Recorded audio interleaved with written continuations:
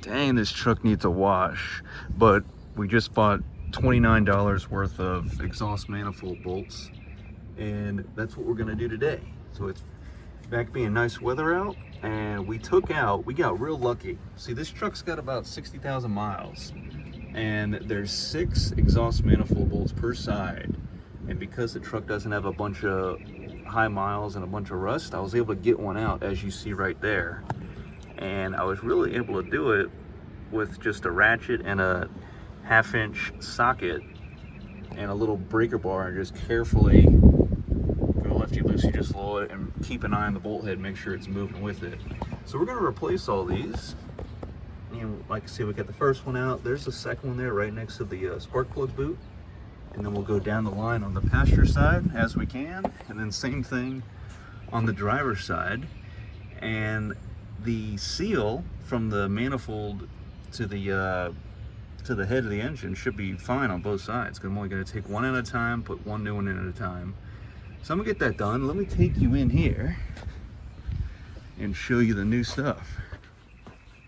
Now, if you get a much higher mileage 5.3, 6.0 Chevy Silverado, what have you, you're gonna probably break these bolts off. So here's what my old one looks like. Still pretty good. So we're just gonna take care of this before it becomes an issue. Here's the new one. It's a Felpro kit. There's 12 of them, and wouldn't you know, there's your part number. It actually fits GM 62, 60, 53, 48, 42, which I think is the V6, and then Chrysler's 38 and 33 V6s, like in minivans and whatnot, Jeep Wranglers. So the Camaro with the 6.2, I guess this could technically work, but if I do want to put long tube headers on there, then I may not have to worry about that. Or maybe I will get these anyways. But it's got a blue coating, it's got a 10.9 grade, and we know that they are metric because my metric thread gauge here for 1.25, it's 8mm 1.25. 20 also fits in the groove of the threads, but we know it's not a 20 because they don't make a 5/16 20 bolts. That would be a super custom jobby. They only make 1/4 20. So as you can see, the 20 threads per inch fits right in there, but we know for sure it is the 1.25, as you can see right there. So we'll get these replaced one at a time, and it shouldn't be too bad. But like I said, if you got much higher mileage, you're gonna have a problem, no doubt. And just make sure you get 12 new bolts. This is my setup. I just put my cheetah bar on the end, and I carefully just go a hair lefty-loosey, just enough to make sure I can feel the bolt moving and then it's not gonna snap off. And just make sure the length of your new bolt matches your old bolt coming out. And you're going into aluminum most likely, so be very careful. And then other than that, get it done, and then you won't have to worry about this problem 10 more years down the line. This truck is 13 years old, so if I let it go any longer, it's just gonna get potentially more troublesome, and I don't want to be drilling these out or welding a nut on and trying to extract the rest of the bolt.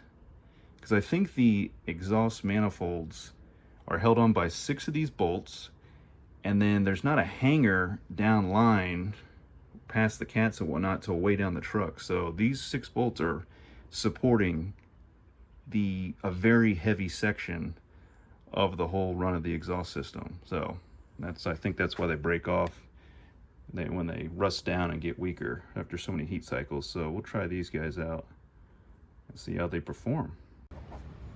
They tried to trick us. The new bolt heads are 12mm, not 1/2 inch. So let's take our stubby ratcheting 12mm, and we'll just do this for quite a while.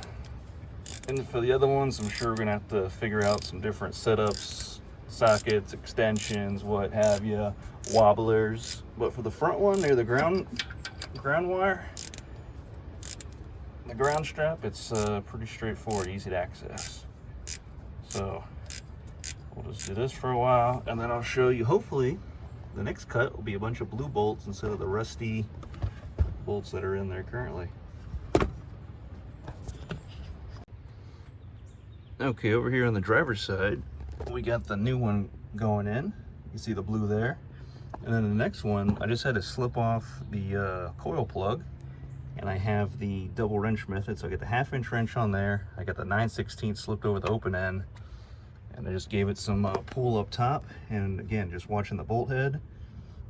So as you can see, it's moving with that because these sockets will not fit, because the heat shield on the over the spark plug boot is sticking up too far for the body of the socket to clear that. So I'll just go at it with the wrenches. If you want to, you can just take off all the spark plug boots and all that. I'm gonna see if this is a little faster. Just do it this way. So I'll just be slipping off the wire plugs one at a time off the coil packs and go at it like that. We'll cross that off the list. Just take off the whole spark plug wire and boot. That way you can get your ratcheting wrench in there or your socket and ratchet much faster. Much faster. All right, boys, here we go. Second one from the back. So we got the two new ones there. We got the cheater bar on our 3/8 ratchet. All we gotta do is just get a little movement. Oh, thank goodness. Barely put any effort on it because I got the leverage way out here. And if you can see that, it's my orange work flashlight. The bolt head is moving with the socket. So that means we're in business. And now we just got to get the one all the way in the back, and then we're good. Nice. As a nice finishing touch, this got a little paint mark on each bolt, and then a touch of it.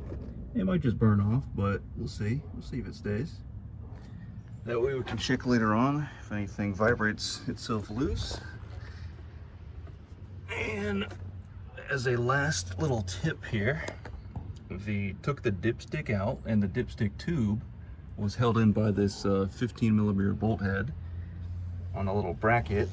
So I took that off so I get some play, and I have just enough play. Check this out.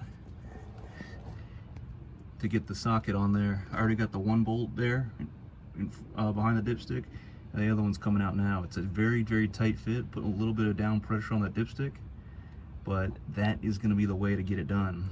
And then this job will be done. And it's not fun. It takes quite a while. Got to make sure not to break anything while you're in here. So that's about it. I'll start up here in the next clip. Many hours later, all 12 are out. Let's go start this up and see what's up. Oh, yeah. How many miles did we say? 60 some down? Ooh, no copyrights here. Just over 60,000. Pollen. Dang, it's dirty on the windshield. Alright. Look at that. Oh, 6.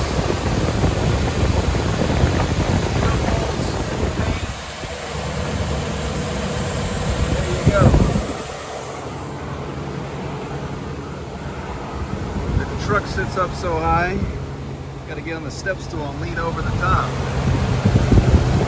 just to get in there and work on it.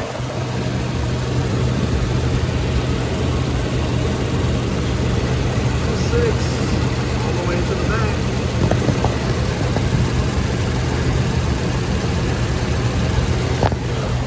Okay, so we'll listen for exhaust leaks and we'll keep an eye out. And then I'll go drive it. Thanks for watching. And yeah, the upper torso hurts playing on this for a couple hours, but it's done. And that dipstick, like I said, you can move that dipstick just enough. Get you that clearance for those two bolts over there. All right.